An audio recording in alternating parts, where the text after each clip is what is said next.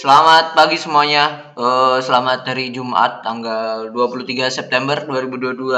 Di pagi hari ini kita mau lihat ya news-news apa yang ada, dan juga nanti di akhir kita mau lihat IHSG seperti apa dan efek ya. Efek dari BI yang akhirnya menaikkan suku bunga 0,5 atau 50. Nanti akan saya bahas proyeksinya akan seperti apa secara short term dan long term ya.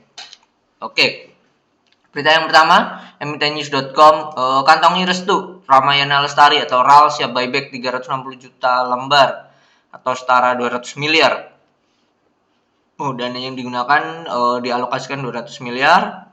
Setelah pendapat stempel investor, rencana terus dilaksanakan dalam tempo paling lama 18 bulan, berarti 1,5 tahun. Sebelumnya sudah mempunyai saham treasury sebesar 11%, 2,5.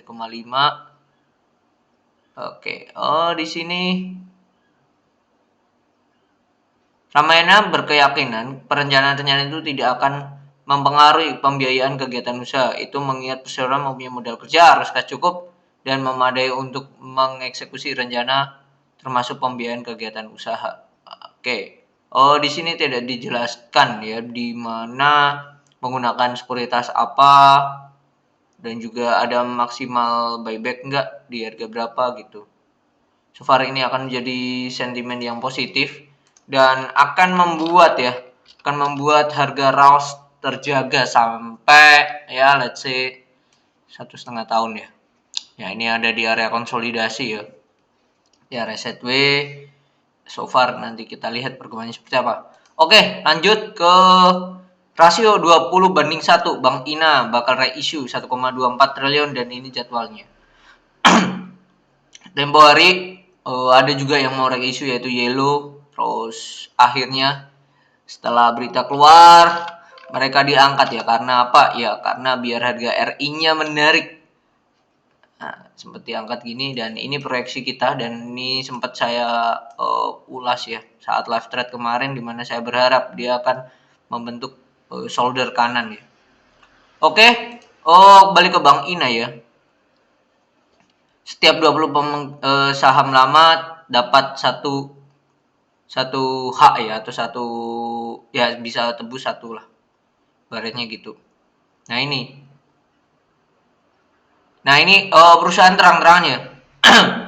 Tahun ini kami berencana reissue 1 triliun untuk memenuhi requirement dari OJK bahwa perbankan di tahun 2020 ini harus memiliki modal inti minimal 3 triliun.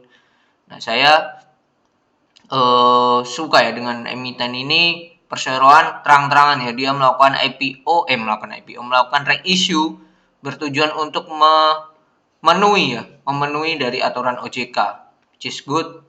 Dengan reissue keempat ini diharapkan modal inti bank ini akan melebihi 3 triliun di akhir tahun. Di samping keuntungan kami tahan untuk keperluan operasional dari ngomongnya si Dirut ya. Oke, ini tanggalnya ya. Tanggalnya come date-nya itu di 24 November ya. Let's say nanti akan dibuat volatile harganya harusnya ya. Kita akan lihat Bina. Dibuat volatile sampai mendekati tanggal ya akhir November itu tadi. Ya, harganya masih di sini-sini aja. Itu ya. Oke, di harga berapa nih? Pelaksanaan perkiraan 3.600 sampai 4.200. Ya, nanti harganya harusnya dibawa kayak naik ya. Tujuannya Pak ya, tujuannya biar RI-nya ini terpenuhi, terserap ya, terbeli. Oke, lanjut. RUPS RUPS Hexindo atau Hexa restui bagi dividen segini nilainya. Dia nominalnya 0,05246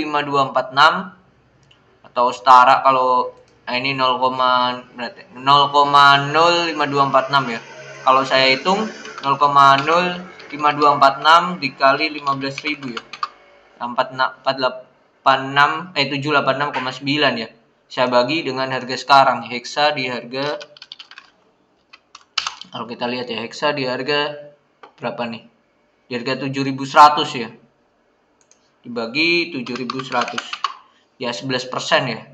Kali 100%. Nah, 11% ya.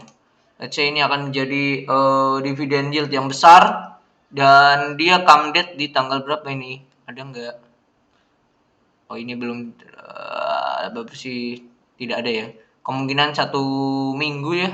1 minggu dari dia RUPS ya. RUPS-nya kan kemarin di tanggal 22 ya. Kalau ini di websitenya Mirai saya lihat tidak ada juga ya, belum ada. Akan dibayarkan 21 Oktober. Oke, oh jadi kemungkinan akan ada 1 minggu ya. 1 minggu dari ini September 22 berarti 22 September ya 29 30 lah let's say akhir bulan. Dividen yieldnya 11%, jadi nanti di come date KX date nanti kemungkinan akan dibanting. Satu kali bantingan di ARB di X date sangatlah wajar. Nah, nanti kalau hari kedua dibanting lagi bisa ambil opportunity untuk trade-nya pendek. Rogo 192,9 miliar, Astra borong lagi 140,29 juta saham Hill. Oke. Oke, oh dia sudah ada, memang sebelumnya sudah ada porsi di Hill, lalu dia beli lagi ya. Dan ini sesuai dengan penjelasan di Bursa Efek. Oh, teman-teman bisa cari, terus ketika JASI nanti ada laporan kepemilikan, ini diklik hasilnya ini. Dimana sebelumnya 6,5, lalu pasca transaksi jadi 7,45. Dengan pembelian per saham itu rata-rata di 1.375 harga tanggal di 16 September. Ini Astra ya. Hill, kita lihat Hill harganya di angka berapa ini? Harganya berada di angka 1.500 ya. 1.500 udah, ini ada cup and handle nih di Hill. Kalau dia berhasil breakout dari 1520 akan jadi cup and handle. Oke, lanjut ya. Akan jadi sentimen positif ya, dimana ASI juga kemarin tempo hari juga di bulan ini masih mereka menyelesaikan pembelian saham bank apa ya, di Jakarta itu belum IPO. Nominal transaksinya mereka sekarang memegang 49%. Oke, lanjut, melejit 57% Agustus 2022, laba bank BTN tembus 1,97 per triliun. BTN per Agustus mencatat laba 1,97 triliun, melesat 57% ya dari tahun lalu 1,26. Oh, ditopang dengan lonjakan pendapatan bunga.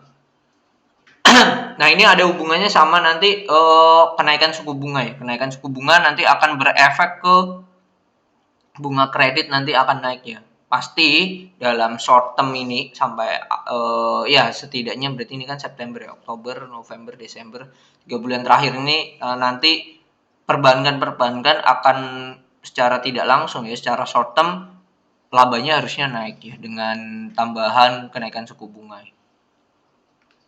Which is good untuk BTN ya. Kalau kita lihat secara chart Bank BTN tuh terjadi ya, masuk konsolidasi cup lagi, dia belum sempat breakout, dan ini akan menjadi hal yang menarik ya. Tapi so far kalau melihat volume kemarin harusnya ini sentuh dulu ya di sini, malah turun dulu di 1490 si BTN ini. Support selanjutnya ya. Oke, lanjut ke berita terakhir. PGN atau Pegas, Perusahaan Gas Negara, raih laba bersih 3,5 triliun semester 1. Ini sebabnya. Wow. Pendapatan ini mendorong raihan laba perseroan. PGN membuka pendapatan 1,74 miliar US dollar ya, atau setara 25,8 triliun. Pendapatan naik 18% dibanding periode yang sama tahun lalu, ditopang dengan pendapatan dari pihak ketiga ya, di segmen industri dan komersial mencapai 1,2 miliar US dollar. Hal yang positif ya, hal yang positif untuk Pegas. Nanti akan menjadi sentimen yang menarik ya di perdagangan hari ini. Kalau kita lihat Pegas secara chart juga ya, dia berada di support ini ya, dekat support 1810 ya. 1810 kalau kita lihat chartnya ya. Ini chartnya seperti ini. Nih, dan juga ini ada falling wedge ya kalau saya lihat ya. Kalau saya lihat flat bisa juga nih. Nah, ini ada pattern nih di sini. Ya dia kalau breakout garis atas ini akan menarik banget nih si Pegas. Oke, so far ini akan menjadi hal yang menarik ya untuk Pegas ya. Kalau kita tarik ini juga di sini nanti 2300 ya. Dan all time high-nya berada di angka berapa? Sebentar. Saya lari ke chart monthly dulu. Bentar. Oke, kita kembali lagi di sini.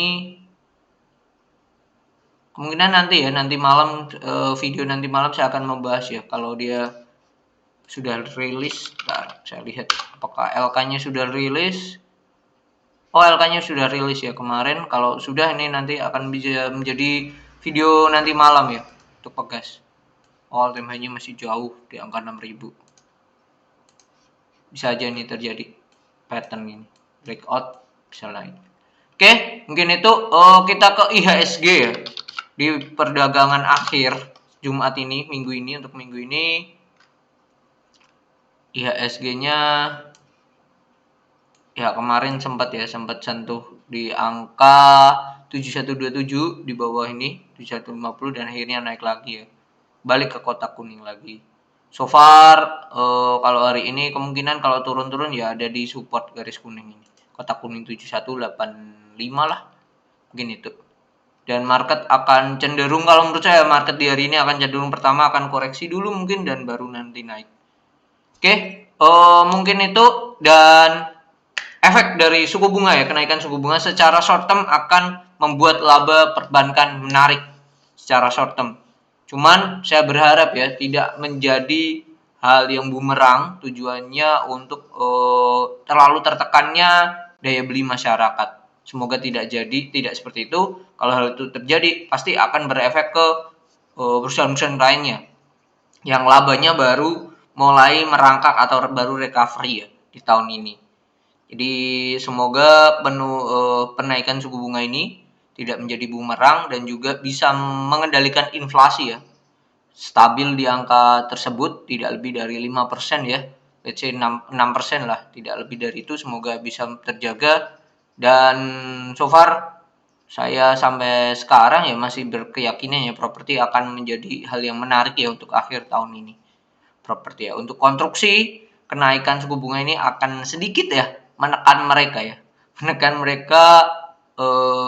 ya menekan ya, karena mereka juga hutangnya kan banyak banget nih properti konstruksi, jadi akan jadi PR tambahan untuk sektor konstruksi. Oke, gini tuh video di pagi hari ini, semoga bermanfaat. Kita kembali lagi nanti siang tentang marketnya seperti apa. Jika ada saham-saham yang menarik, saya akan infokan juga di video nanti siang. See you on the next video. Bye.